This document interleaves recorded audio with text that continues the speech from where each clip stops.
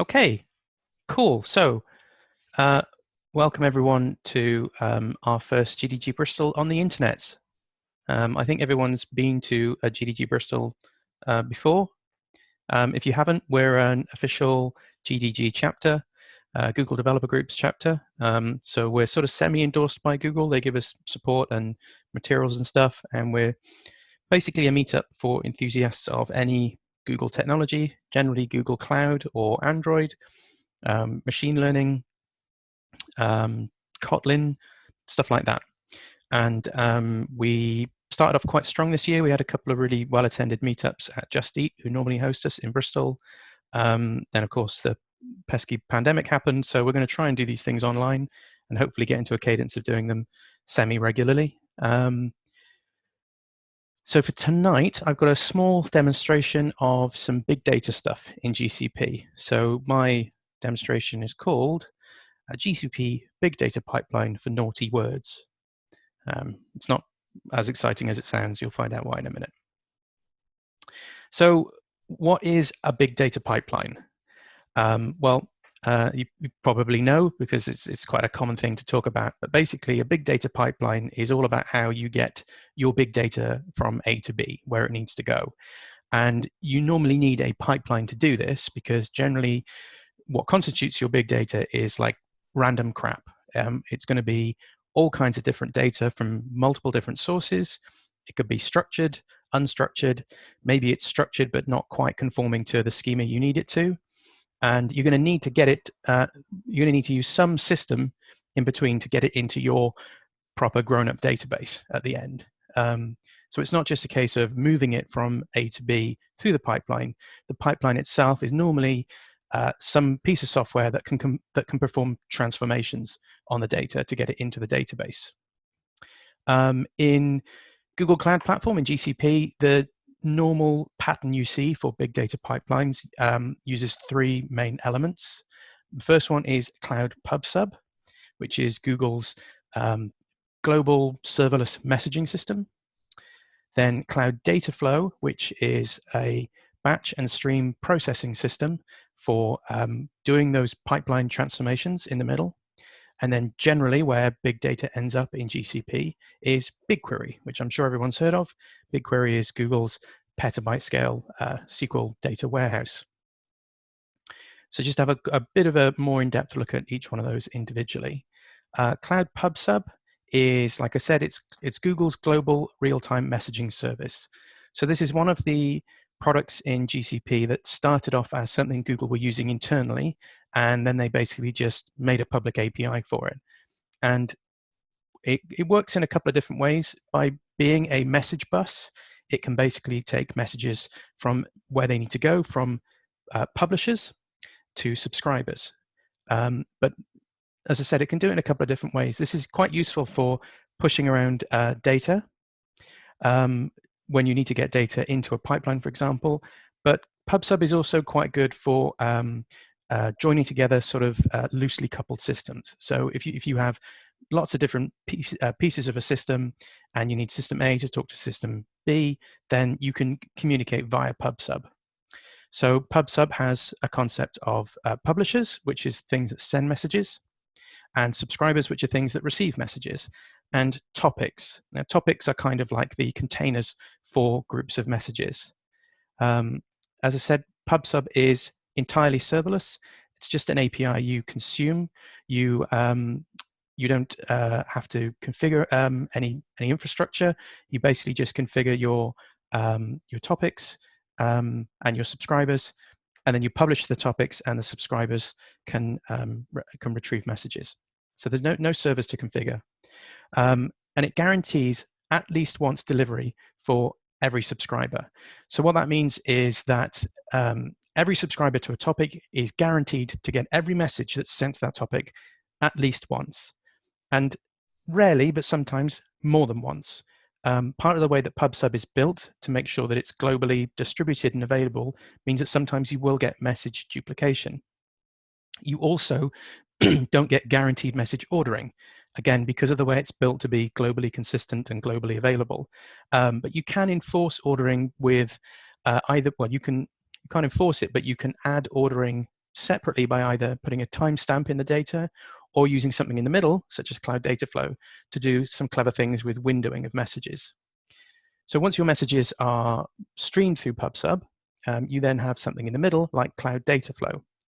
Cloud Dataflow is the workhorse for data processing or for big data pipelines in GCP. It's not serverless. It's kind of serverless. There are servers, but you don't have to configure them. All you do with Dataflow is you create your transformation, your set of transformations, which makes up your pipeline. You write this in code, and then you give it to the Dataflow service, and Dataflow will create any compute resources it needs to cope with that pipeline.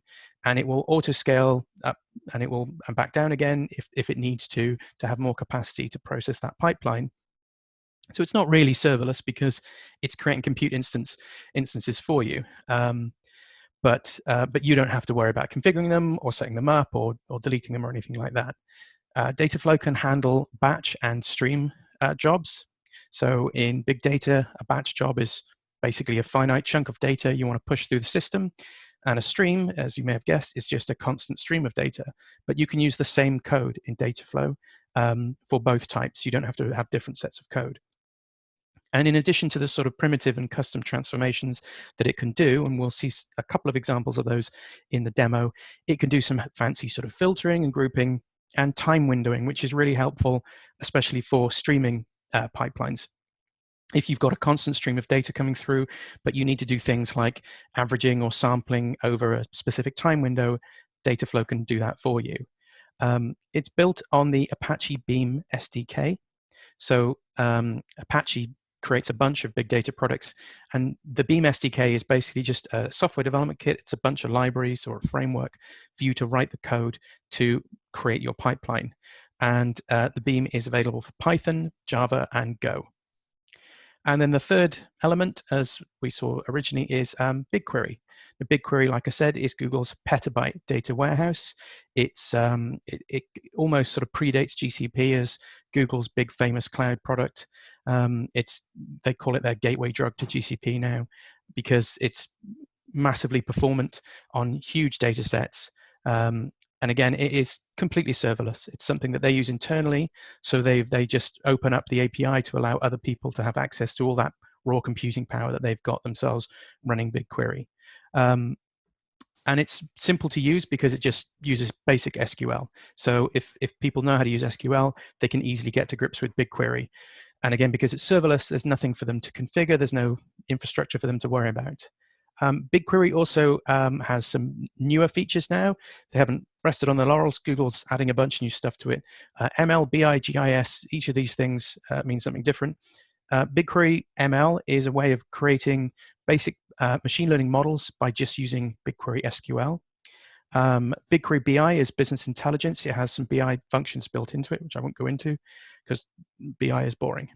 And GIS is, I forget what the I stands for, but it's all about geospatial objects and storing geospatial data in BigQuery and querying geospatial data. So we're going to build something in the demo to demonstrate how these three things typically work together. And what we're going to do is we're going to build a very basic simulation of a social media network like Twitter. And we're going to call it Tweeper because I like the name better. So we're going to start with a Python script called tweeper.py. And all that script is going to do is just generate fake tweets. Think of it like a bot. It's going to generate fake tweets. It's going to use a library for Python called Faker, which just can create mock data. It's really useful for testing APIs and testing big data products. Tweeper is just going to spew out a new tweet twice a second. And it's going to publish these to a PubSub topic. So Tweeper is basically our publisher. And it's going to push all those messages to a topic that we're going to call tweets. Now, on its own, they'll go nowhere. They won't even be written to disk in GCP until we have a subscription. So we create a subscription to our topic. Our subscription is called Tweet Reader. And as soon as we do that, all of the messages that get published to our topic will be delivered to our subscription because they're guaranteed every message at least once. And if we just stop there, they'll sort of cache there. They'll be retained for up to 7 days. You can configure that retention period as low as 10 minutes or as high as 7 days. You can't go over 7 days though. But we want to get those tweets into BigQuery. Now we could just pull directly, or we could write them directly into BigQuery, or but we want to do something with the tweet data, because the way I've written tweeper.py is there's a few bits of information in there. One of them is a timestamp, and the timestamp is going to be in the wrong format for BigQuery. BigQuery is very particular about its schema and how things are formatted. So as an example of a transformation you can do, we're going to use a Dataflow pipeline with Apache Beam as a subscriber to our subscription. So we're going to have a streaming pipeline in Beam, in Dataflow. It's going to subscribe to this subscription, and it's going to pull these messages, and then it's going to transform them before it pushes them into BigQuery. So it's going to do a couple of transformations. It's going to fix the date format so that BigQuery is happy with the date format, and then it's going to flag naughty words. This is the whole theme of the demo. Basically, let's imagine, for example, that our social network has a conscience, and it doesn't want people saying mean things on it. So it's basically going to have a column in the database of whether a tweet is flagged. If it gets flagged, maybe we have a bunch of people on minimum wage who can check those flagged messages and do something about them. But it's basically just going to check for some known bad words, and then if it finds one, it's going to flag it. Flagged will be true before it gets written out. So it's just, again, another demonstration of how you can modify that little packet of data as it goes to the pipeline before it gets to BigQuery. And then finally, it's going to push the data into BigQuery. We have a data set in BigQuery, which is basically kind of like a database in that it's a container for tables. And then we have a table called tweets. And this is just going to stream continually. It's not going to be a batch. It's just going to keep running. And this example here I've taken is from a lab this is a shameless plug, but it's from a lab from this course that I teach on a Cloud Guru. So if you want to get your Google Certified Professional Data Engineer certification, then you can take my course and you can learn more about this lab. So it's now time for the demo. So I'm going to come out of that, and let's go into the Cloud Console. So all we're going to do here, first of all, is we're going to go into PubSub. I hope everyone can still see my screen. Tell me in the chat if you can't, but we're going to go into PubSub, and we're going to create that topic. We need that tweeps topic. It's dead easy. You just click create topic. Let's call it tweeps. You can do customer managed encryption here, just like with most other GCP services if you want to, but we're not going to. So let's create that.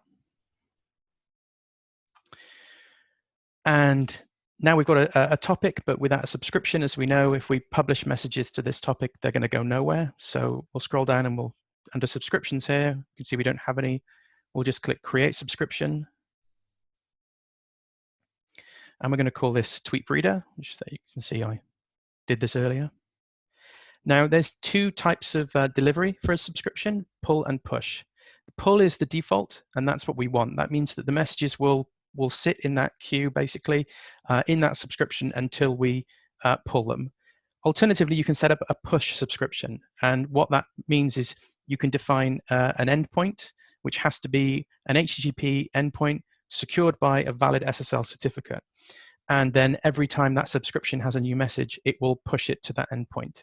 So that's useful for other sort of scenarios, but not for this one. So we're going to do a pull. The subscription will expire if it doesn't get any messages after 31 days. And here we can change the message retention, but we're just going to leave everything at the default and click create. Now, Dataflow can actually create a dynamic subscription to a topic if you want it to, but I prefer to set one up manually, so I'm still using the same one if I happen to delete and recreate my pipeline. So we've got our topic and our subscription set up. So the next thing to do is to go into BigQuery.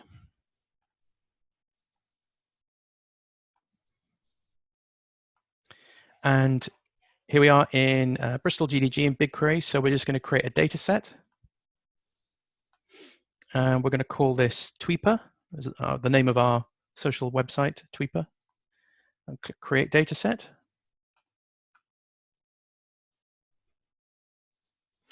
And then if we go to that data set, we can create a table, which is where all our tweeps are going to end up.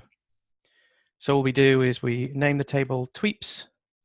Now, if you haven't used BigQuery before, you can manually enter the fields here that you want to define the schema. I'm going to click Edit as Text, and I'm going to copy and paste the schema in here because it's easier. But this is a really basic schema. We have a handful of columns here. Created at, which will be our timestamp. Every tweep will have a tweep ID, which will be a random UUID string. Then the actual text of the tweep. Then the user that sent the tweep, and then whether or not the tweep is flagged. So when the tweeps are first created by tweeper.py, nothing's flagged, and the pipeline itself, Dataflow, will flag the inappropriate tweets for us, tweeps. So I'm going to click Create Table. And there's our table, and we can see the details, the schema rather of the table there that we just created. And the details at the moment, there are obviously no rows in the table. So let's run our code now. So let's go into the Cloud Shell. And I'm going to show you two files. The first one is our tweeper script. Now, I'm not sure how well this renders on everyone's screen. I've put my resolution quite low, so hopefully you can see this. Please let me know in the chat if you can't read this, although it's not essential to read it, all of it, but let me know if this isn't zoomed in enough for you, and I'll zoom in some more. But basically, this is a really simple Python script. We're importing this faker library that I talked about that has a bunch of methods in it for just creating mock data. It's really useful. Then we set our project ID and our topic, and we create some globals. We're going to create an array for usernames so that we're not creating a random username every time we create a tweep. We'll have a finite number of usernames that we can send tweeps from. Then we instantiate the clients for Faker and for the PubSub publisher, which comes from the Google PubSub library. And we define the topic path. Topic path equals publisher.topic path with the project ID and the topic we just defined. Now, we've got two simple functions here. Publish will just take a message and a topic and the publisher client. It's going to UTF-8 encode that message because that's what PubSub requires. And then it's just going to call the publish method on our publisher client and send it the data. It's that simple to push a message, to publish a message to PubSub from Python. This is the function we use to generate a fake tweep, and we just create a Python dictionary here and fill it with some data. This is where we set the timestamp that it was created at. And again, deliberately, this timestamp is not compatible with BigQuery so that we can demonstrate fixing that in the pipeline. We create a random UUID for the tweep ID. We call this method called sentence from the Faker library, which generates a bunch of fake words into a rough sentence. The sentences are completely nonsensical, and the dictionary it uses only contains the most common 1,000 words from the English language. So you get some interesting stuff there. It's relevant why you only get those 1,000 words, and you'll see why in a moment. But that generates the fake text of our fake tweet. And then it picks at random one of the usernames that we've created or will create in a moment. And then it just returns a JSON dictionary dump of that data. And then the main method here, all we're going to do to start off is we'll create 200 usernames by just calling the simple profile method from the Faker library and appending those usernames to that array so that every time we created that fake tweep, we're picking a random username. And then we start an infinite loop. While true, we just publish using the publisher, the topic path, and the fake tweep. And then we sleep for half a second. And that's how we have a fake tweeping bot. So the other script I'm going to show you real quick is our actual big data pipeline. And as I said, the pipeline itself is just code. It's just using the library from the Apache Beam SDK. So we import that at the top here. And we import the pipeline options at the top here, and we import Apache Beam here. And then we set some other globals like the project ID, the subscription that we're going to be reading from, and the BigQuery schema that we're going to need. So before I get onto these methods here, let's take a look at the main method first. So the first thing we do is we pass any command line arguments, and then we start the pipeline. And using the Beam SDK, this is how you define a pipeline.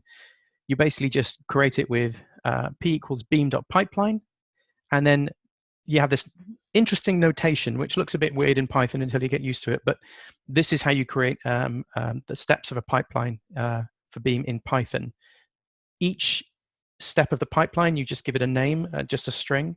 So the first thing we're going to do is we'll name this step read data, and it's going to use the beam.io library. Beam.io is just a bunch of IO transformations. So it's a bunch of ways to read data from various sources and a bunch of ways to write data out to various sinks. So here we're using beam.io.read from PubSub, and we just tell it our subscription, and that defines the first step of our pipeline. Grab a message from our PubSub subscription. Now we know the messages are in UTF-8 encoded, so the first thing we're going to do is decode them. We're going to use beam map. Map is the most simple way to run a function on any single piece of data, any element that moves through the pipeline. So we're going to use that a lot here.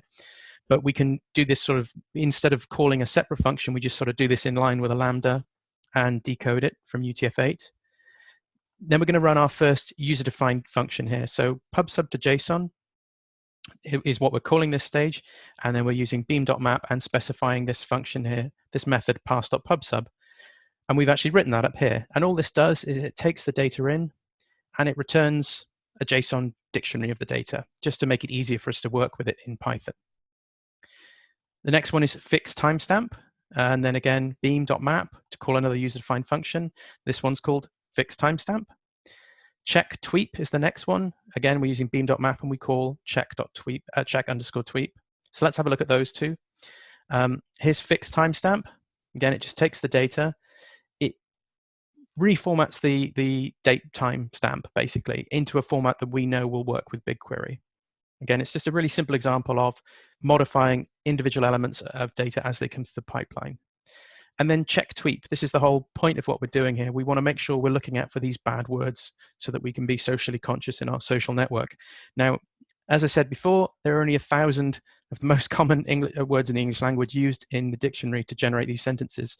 And the only bad words I could find in those 1,000 are these three: attack, drug, and gun. So not very exciting, as I said it right at the beginning, but those are, for the purposes of this demonstration, what we are going to call bad words. If it finds any of those bad words, it's going to flag them up, and the column flagged will change to true when it goes into BigQuery. And then the final part of our pipeline here is just write to BigQuery. And again, this is a Beam IO transformation. So the element gets written to BigQuery using the schema that we defined. And then when we run this pipeline, it will just carry on streaming. Every single element that gets pushed through the pipeline will go through all of these steps.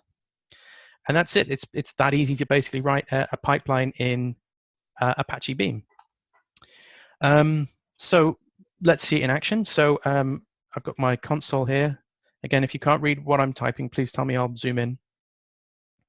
First thing I need to do is activate the virtual environment. No, source. And then all I'm going to do is run Python tweeper.py.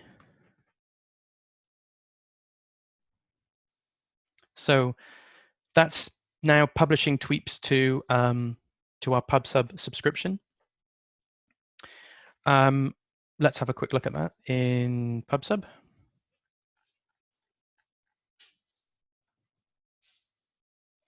So we go to subscriptions here. Here's our tweet reader subscription. And we should be able to view some messages. We won't acknowledge the messages because that would remove them from the queue. But we should be able to preview to see that we've got some messages here. Yep, we have. Good. Won't dwell on that for now, but we know that messages are being published to our PubSub topic and they're available in our subscription. So the next thing we want to do is start up our pipeline.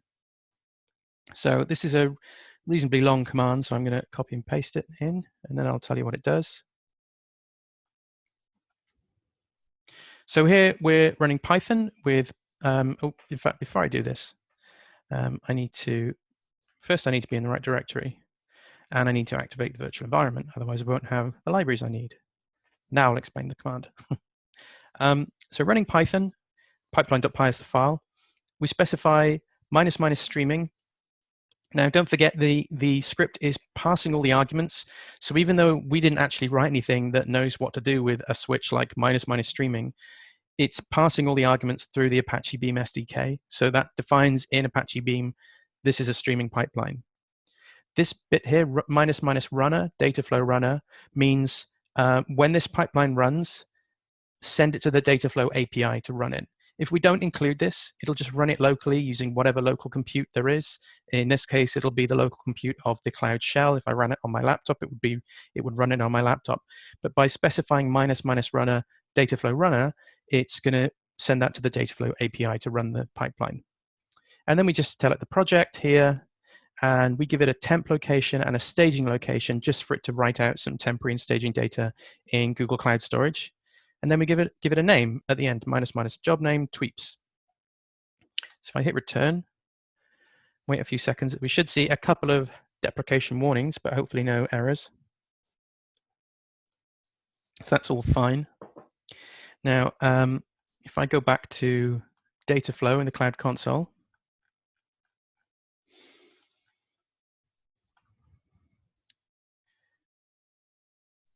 that's the two versions I ran earlier to try it out. I'll just reload it, give it a chance to accept our new one.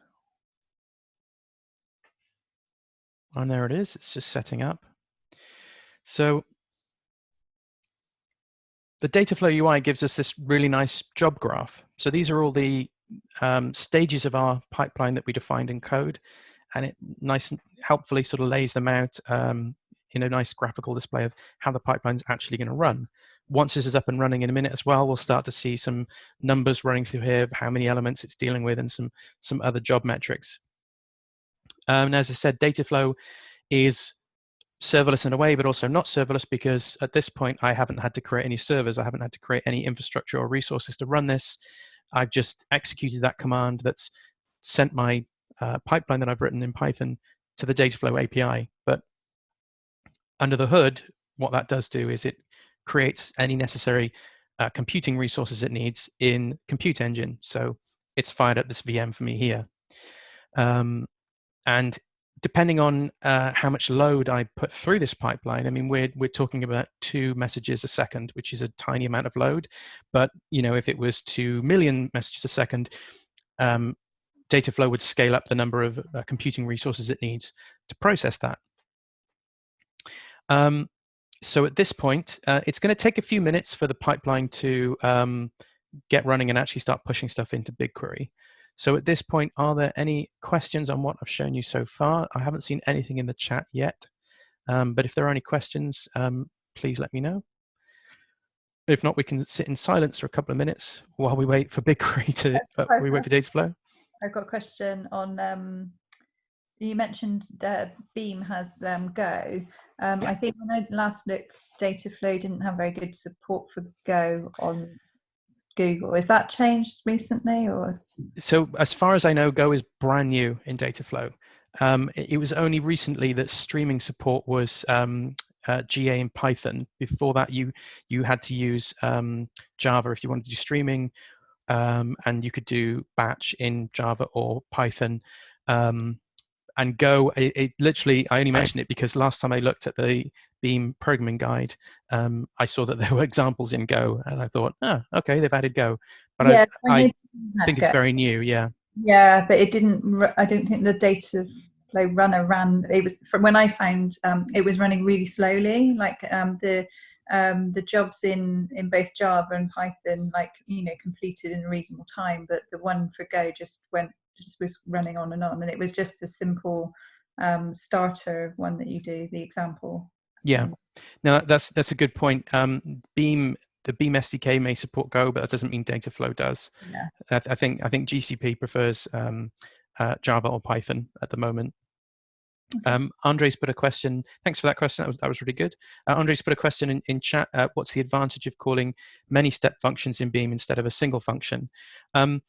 So it's not a great example of the pipeline I've set up here because it's very linear. It just goes from one thing to the next thing to the next thing.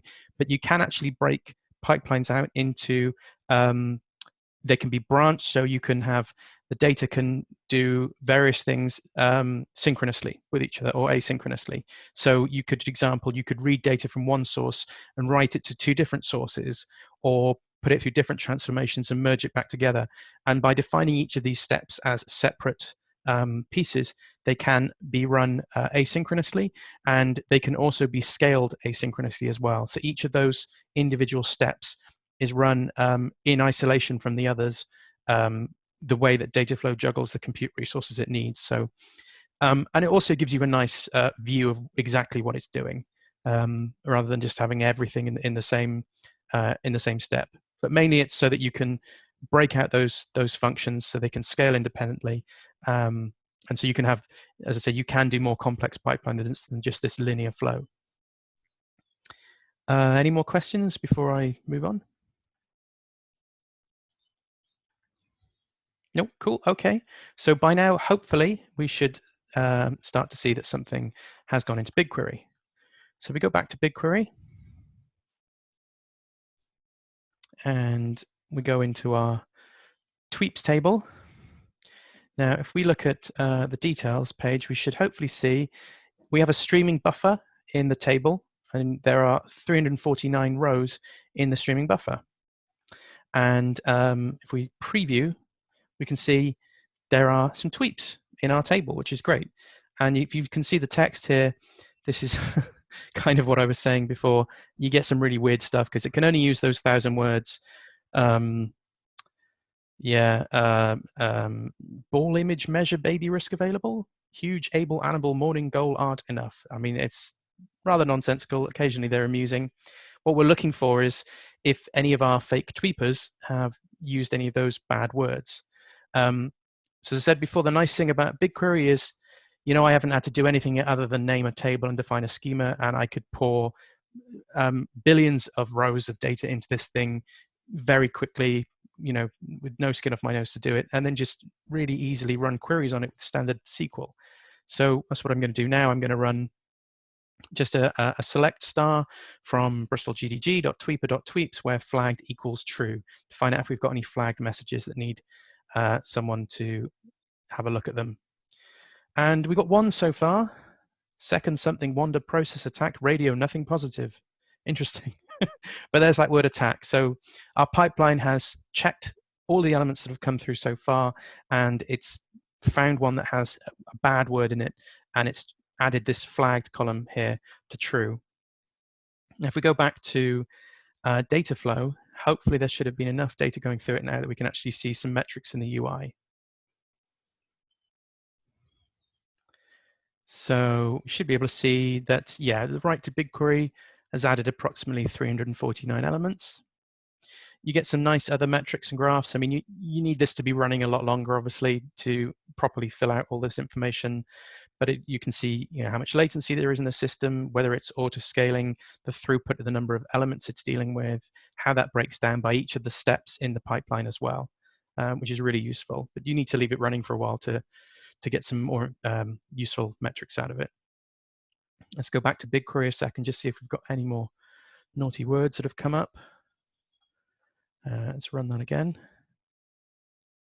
Oh, still just the one. Okay. When I did this earlier, I had about a dozen by now, but that's okay. So that's pretty much it for demonstrating how the pipeline works. So now what we want to do is obviously we want to quit the pipeline because it's a streaming pipeline. It's just going to sit there and keep running. It's my Cloud Shell has crashed, so I won't do it from there. We can really easily just stop the pipeline from the Dataflow UI. So we go back to Dataflow, go into our running job, and just click stop. And there's two ways you can do this. You can stop it gracefully by draining it, which will allow it to, it won't pull any more information from PubSub, but it will finish processing any remaining buffer data. Or you can just stop it straight away. You can just cancel the job, which is what I'll do. And I'll let that cancel now. And then there's stuff that persists in BigQuery. I can leave that there. I don't know why I clicked that. I can leave that there because storage in BigQuery is basically the same price as storage in Google Cloud Storage. So it's really cheap, and I can just leave that data there. And that's the end of the demo. So before I stop sharing my screen, I just wanted to show you this page of links. If you have a QR code reader, then the one on the left is the GDG website, which GDG Bristol website, which when I remember to update it, will have details of our events. But most importantly, our meetup page is a good place to look for that stuff. And if you're not already, you're most welcome to join our GDG Bristol Slack by looking at the QR code on the right. And with that, I'm going to stop sharing my screen and ask if there's any more questions from anyone. And it's mostly silence with some heavy breathing. So I hope that was useful. That's really good. If people haven't, quite often I think people don't get to see a lot of the big data side of the Google stuff if they're mainly concentrating on infrastructure or applications. So hopefully that was interesting and useful for some people. Yeah, any other questions? Go on. How easy would it be to pull that data into a React application or Vue.js application? Is it easy to get the data out of BigQuery? Yep, there's BigQuery libraries for, you name it, there's a BigQuery library for it. So there'll be a client library for JavaScript, Node.js. Yeah, pretty much anything, yeah. Keep in mind will be the latency on the request, because you're likely to have like a couple of seconds before, as a minimum, before it'll give you the query answers, the response. Yeah, it's worth bearing in mind that BigQuery it's an analytical database, not a transactional database. So you wouldn't use it as a substitute for a standard SQL database, even though you interact with it via SQL.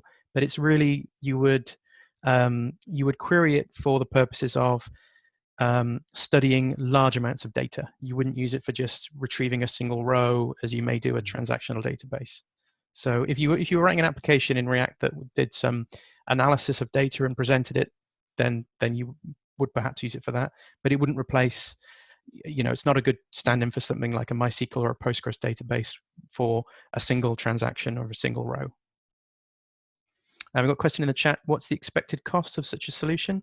It really depends on how much data you're going to push through and how long you leave it up and running. Everything I've just done now, you can do comfortably in the free tier.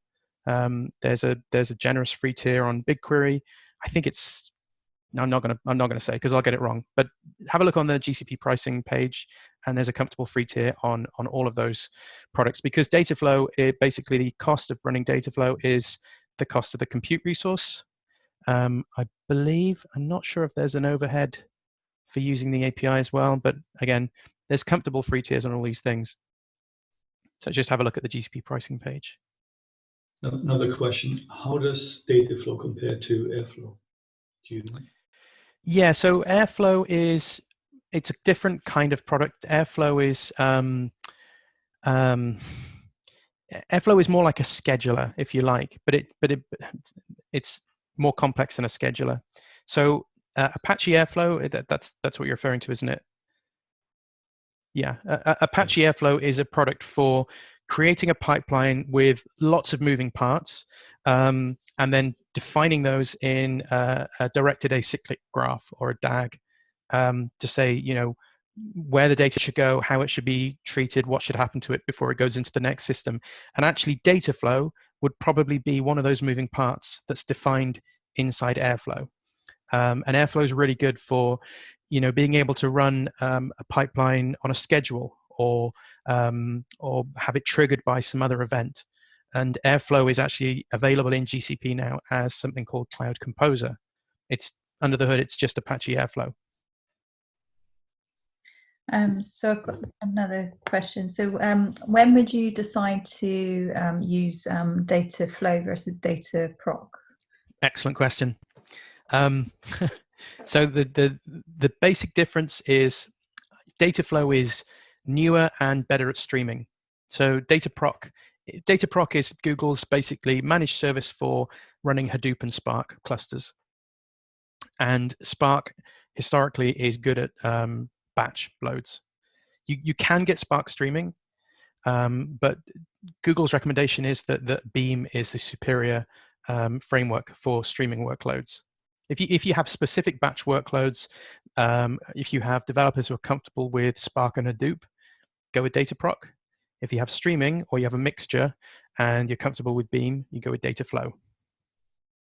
Yeah, because I think Data Fusion initially would only run on Dataproc, but I believe they're working on it being able to run on Dataflow as well as under the cover. Yeah, Data Fusion. So that's still very new, isn't it? I haven't really done a lot with Data Fusion, but that's the I forget the name of the open source project that they've inherited to. Yeah, that's all about sort of taking one data source and magically making it work in another data source, isn't it? Like sort of Kafka to BigQuery or Postgres to, I don't know, something else. Well, you can do your like ETL and things through it. Yeah. So, it's doing it with a graphical UI instead of writing the code, and and write plugins in Java if the out of the box stuff doesn't do what you need it to do. Yeah, there's a lot of tools now in the GCP toolkit to do stuff like that, because there's data prep as well, which is basically just another way of visually defining what a transformation should look like, almost like you would do in a spreadsheet, and then exporting that as a data flow pipeline. So yeah, lots of big data tools if you've got lots of big data problems. Any other questions?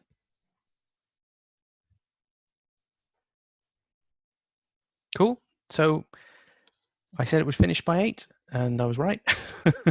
Thanks everyone for coming, and please, join the Slack if you're not already on it, and check out the website. And we're going to do more of these hopefully soon.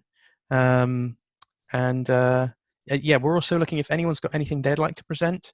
I think we're a really informal, small group for people who are quite new to presenting anyway, and arguably this is even more informal. So it'd be great. We want to try and do these a bit more often than we were doing the physical meetups, because there's, we don't have to travel anywhere or buy any pizza, so it should be easier. But we'll leave it there. Thanks everyone for coming, and we'll see you next time. Thanks, Tim. Thanks a lot. Thank you. Great talk, Tim. Thanks. Cheers, everyone. Cheers, Tim. That was really good. Cheers. Thanks. Bye. Bye.